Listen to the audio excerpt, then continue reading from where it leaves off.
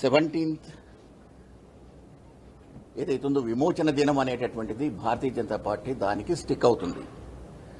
గత ప్రభుత్వం మీద కాంగ్రెస్ ప్రభుత్వం కొంత మేలు ప్రజాపాలన దినం అనేటటువంటి చేస్తున్నారు. కానీ భారతీయ జనతా పార్టీ గాఢంగా నమ్ముకునేది ఏంటంటే నైజాం రజాకార్ల రాక్షస కోరల నుంచి రక్షింపబడింది తెలంగాణ. కాబట్టి దీనికి ప్రజాపాలన బదులు తెలంగాణ విమోచన దినం అంటేనే బాగుంటుందని బీజేపీ ఒక నిర్ణయం తీసుకుంది. Thank you. అందరికీ నమస్కారం. ఈరోజు బీజేఎల్పీ ఎక్స్టెండెడ్ మీటింగ్లో గౌరవ శాసనసభ్యులు, గౌరవ పార్లమెంట్ సభ్యులు, రాజ్యసభ సభ్యులు, కౌన్సిల్ సభ్యులు అందరూ కూడా హాజరు కావడం జరిగింది. ఇద్దరు కేంద్ర మంత్రులు కావడం వల్ల వారు రాలేదు, మిగిలిన వాళ్ళందరూ కూడా హాజరు కావడం జరిగింది. రఘునందన్ గారు ఊర్లో లేరు, అదేవిధంగా రాజస్థాన్ గారు తప్ప మొత్తం తెలంగాణ రాష్ట్రం నుంచి ఎన్నికైనటువంటి Bharatiya Janata party legislative party అంతా కూడా ఈరోజు సమావేశమవడం జరిగింది. మరి ఈరోజు 10 అంశాల మీద ఎజెండా మీద మేము డిస్కస్ చేయడం జరిగింది.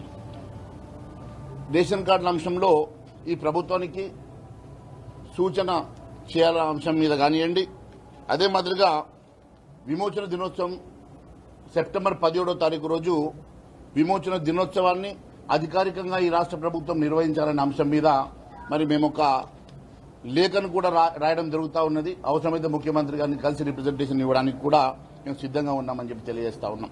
అదే మాదిరిగా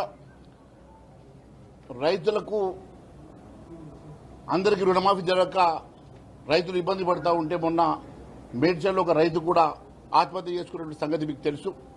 మరి రైతులకు అన్యాయం ఒకవైపు, అందరికీ రుణమాఫీ జరగక అన్యాయం జరుగుతూ ఉంటే మీరు ఇస్తామన్నటువంటి రైతు బంధు ఇవ్వక మరోవైపు నుంచి ఈ ఫ్లడ్స్ వల్ల కూడా రైతులు కూడా అల్లాడిపోతున్నటువంటి సందర్భంగా వారిని ఆదుకోవాల్సినటువంటి బాధ్యత ప్రభుత్వం మీద ఉన్నది.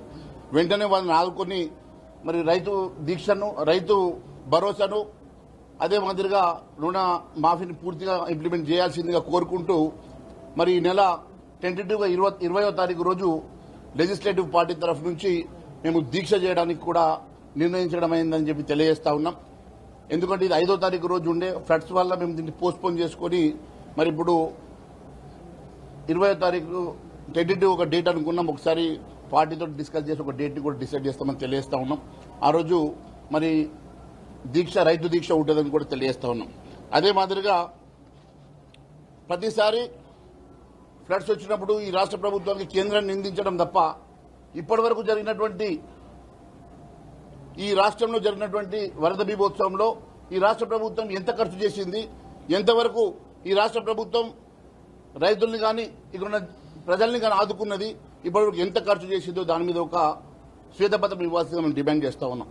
కేంద్రం ఖచ్చితంగా ఆదుకుంటుంది, కేంద్రం ఆదుకుంటానని చెప్పడం జరిగింది. డిజాస్టర్ మేనేజ్మెంట్లో ఆల్రెడీ 1300 కోట్ల రూపాయలు ఉన్నాయని కూడా తెలియజేసినాం.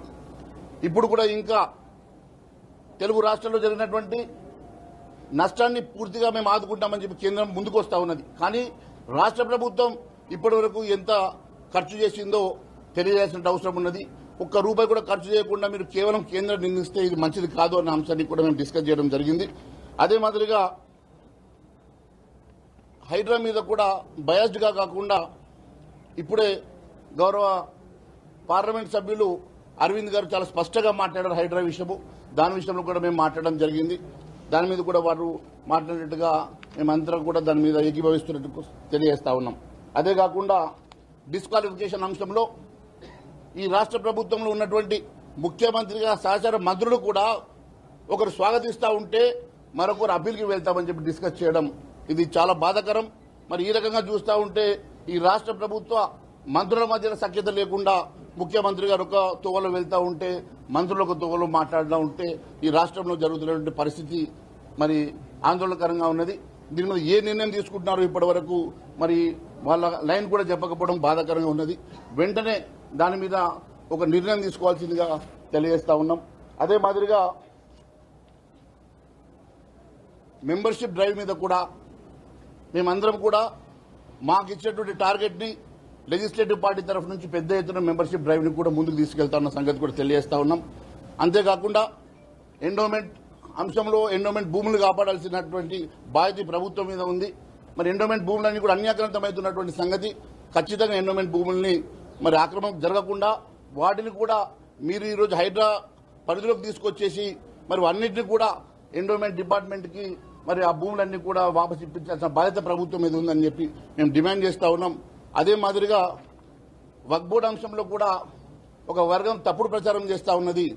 వక్ఫ్ బోర్డు అంశంలో ప్రజలకు వాస్తవాలు తెలియజేసి మరి దాని మీద అవగాహన కల్పించాల్సినటువంటి బాధ్యత కూడా మరి ప్రభుత్వం మీద ఉన్నది.